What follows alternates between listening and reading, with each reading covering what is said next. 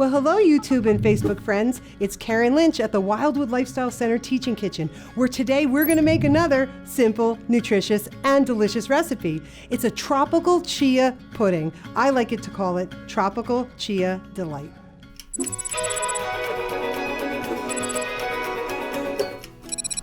This recipe is so easy. You are going to love it. First, we're going to start with a can of crushed pineapples. Now, these are pineapples that are crushed in natural juice.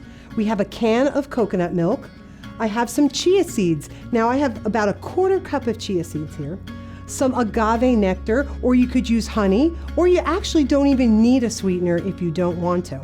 Then we have for toppings, I have some crushed macadamia nuts, and I also have some toasted coconut. The simplest recipe is either everything in the blender or everything in the bowl. This one, everything in the bowl. So here we go with our pineapple, our coconut milk,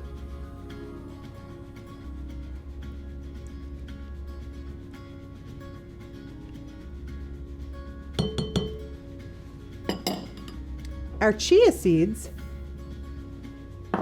and then our sweetener if you're using it.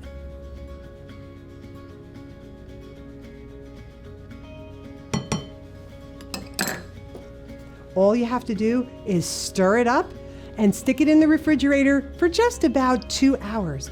And you're gonna see how delicious and how creamy, but how firm a pudding this comes out to be. You know, the chia seeds expand, and so what happens is it really becomes a really nice dessert.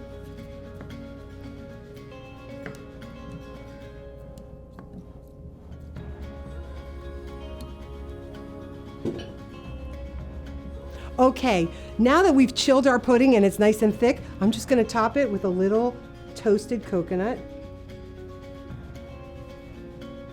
And I like some macadamia nuts, because if this is a tropical delight, I think it just makes it just a bit more tropical. Okay, now the best part, let's give it a try.